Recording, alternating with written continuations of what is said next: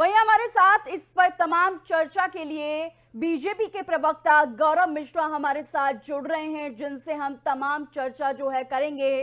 तो गौरव जी, जिस तरीके से सीएम योगी आदित्यनाथ ने 1978 में संभल में हुए हिंसक दंगों की फिर से फाइल खोलने के लिए कहा है, तो क्या उद्देश्य है यूपी सरकार का?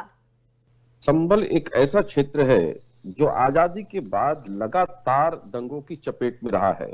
48 हो, 49 हो, सन 58 हो, फिर 1962 हो, फिर 1976 हो, 77 हो, 78 में बहुत बड़े दंगे हुए, फिर 82 हो, फिर 84 हो, फिर 1990 के दंगे। ये लगातार दंगों की चपेट में संभल रहा है और जहां पर आधी आबादी हिंदुओं की रही है या आधी से ज्यादा आबादी रही है, और स्वतंत्र भारत में जिस तरह से संभल में हिंदुओं को पलायित होना पड़ा उस स्थान से और जघन्य हत्याकांडों को अंजाम दिया गया संभल के अंदर, और उस पर कभी किसी सरकार ने कोई कार्रवाई नहीं की। और आज तो दुनिया के सामने है किस तरह से वहां मंदिरों को ढक दिया गया, बावड़ियों को तोप दिया गया, किस तरह से मंदिरों को ढक करके कब्जा कर लिया गया और सारे हिंदुओं की संपत्तियों को कब्जा करके अपने इस्तेमाल में उसको लिया गया। तो एक तरह से संभल को पाकिस्तान बनाने का, पाकिस्तान से हिंदू पलायित हुए, कराची से पलायित हुए, खैबर पख्तूनख्वा से पलायित हुए, अफगानिस्तान से पलायित हुए, समझ में आता है उनका अपना एक देश बन गया था। लेकिन स्वतंत्र भारत में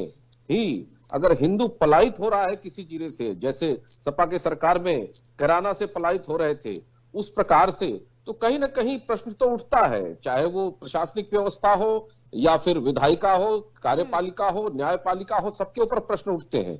और आज अगर ये जांच के आदेश तो नहीं दिए गए हैं, बल्कि उस समय जो घटनाएं हुई थी उसकी सूचनाओं का आदेश दिया गया है कि उससे संबंधित जितनी भी सूचनाएं हैं उसको शासन को प्रेषित किया जाए, और वहां पर जो आला अफसर हैं, जो प्रशासनिक अधिकारी हैं, वो इन सूचनाओं को एकत्र करके शासन को भेजेंगे और संभव तो निश्चित रूप से उस पर सरकार कोई ना कोई ठोस कार्रवाई करेगी। जी, जो हिंदू थे मर गए, उनका क्या अब लेना देना, उनको न्याय मिले ना मिले सब एक समान है, तो क्या कुछ कहेंगे इस पर आप?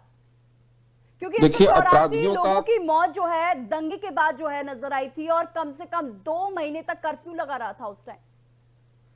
देखिए, अपराधियों का, दंगाइयों का, पापियों का पाप उजागर ना हो सके, उस पर पर्दा डाला जा सके, तुष्टीकरण का कारोबार विपक्षी दलों का चलता रहे, वो इनका काम है और वही करते चले आए हैं। और अपने शासन में दंगों का कारोबार करते चले आए हैं। 7,500 दंगे सपा के शासन में हुए, छोटे बड़े मिलाकर के। संभल की चर्चा इसलिए हो रही है कि संभल आजादी के बाद से 11 बड़े दंगों को झेला है। और हम ये क्यों भूलते हैं, हम तो स्वयं भुक्तभोगी हैं, काशी के रहने वाले हैं और साल में 3 से 4 बार कर्फ्यू लगते थे।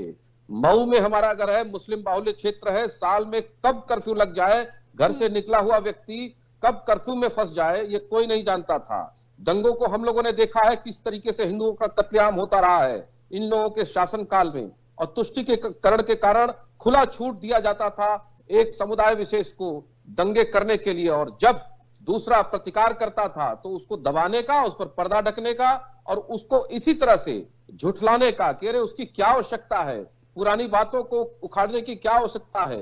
देखिए, जब तक इतिहास के पन्नों को सुधारेंगे नहीं, जब तक इस तरह की बातों को जनता को सच्चाई नहीं बताएंगे कि दे दी हमें आजादी बिना खड्ग बिना ढाल, तो बाकी वो बलिदानी क्या कर रहे थे, जो हंसते हंसते भारत माता की जय करते हुए फांसी के फंदे को चूम लिए, फिर तो उनका बलिदान बेनामी हो जाएगा, बेमानी हो जाएगा।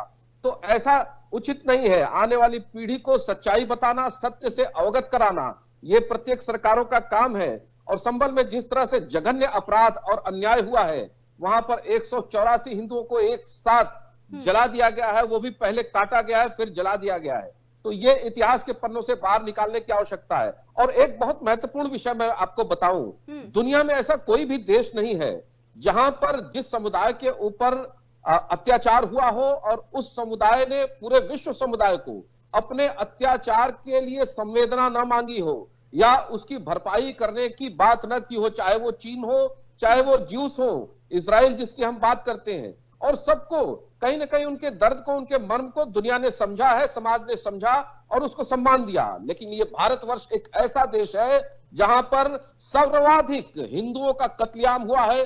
बड़े बड़े 9 एक्सोडस हुए हैं, हिंदुओं के नरसंहार हुए हैं।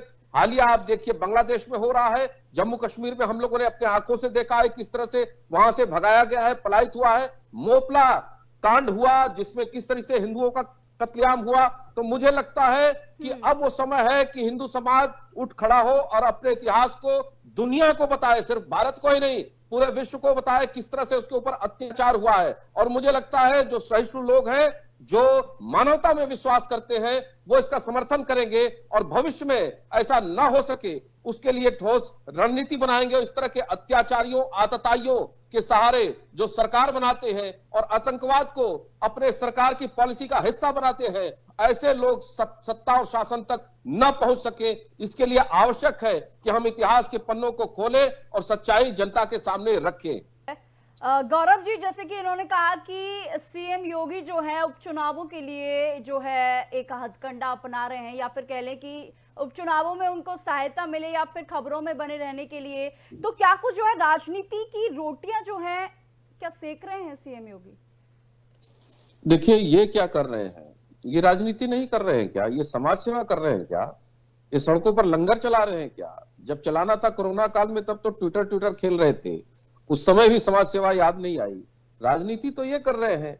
और भारतीय जनता पार्टी की सरकार तो विरासत और आधुनिकता दोनों को साथ लेकर के चल रही है। आप ये बताइए, राम मंदिर का आंदोलन कौन लड़ रहा था? आडवाणी जी रथ यात्रा निकाले थे तो सुप्रीम कोर्ट का कोई जज निकाला था क्या? किसके लिए निकाले थे? क्यों उनको गिरफ्तार किया गया था?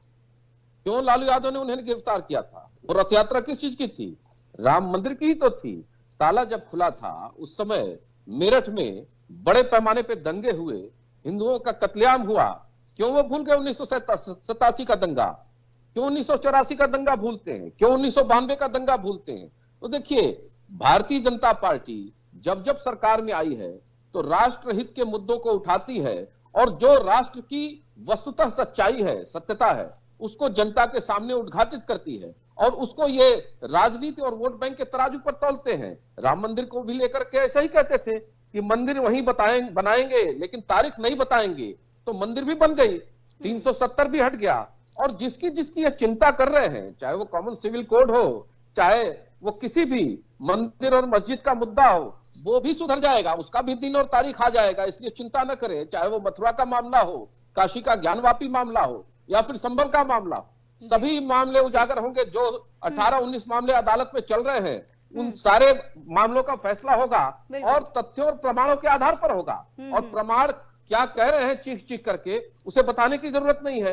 तो पर्दा डालने का ये काम करते हैं, राजनीति करने का ये काम करते हैं, कांवड़ यात्रा ये रुकवाते हैं, 84 कोसी परिक्रमा यात्रा साधु संतों की ये रुकवाते हैं, साधु संतों को जेल में ये डालते हैं, कार सेवकों के ऊपर गोलियां ये चलवाते हैं और सीख भारतीय जनता पार्टी को देते हैं। क्योंकि भारतीय जनता पार्टी देश के बहुसंख्यक समाज और भारत की जो मूल संस्कृति है उसके साथ न्याय करती हुई दिखाई देती है, उसके साथ न्याय करती हुई खड़ी दिखाई देती है। आज योगी आदित्यनाथ को किसी मीडिया अटेंशन की जरूरत नहीं है। योगी आदित्यनाथ जी सच्चाई के साथ खड़े हैं, 25 करोड़ जनता के हितों के साथ खड़े हैं। इसलिए उत्तर प्रदेश केंद्र की 44 योजनाओं में नंबर 1 पर है पूरे देश में।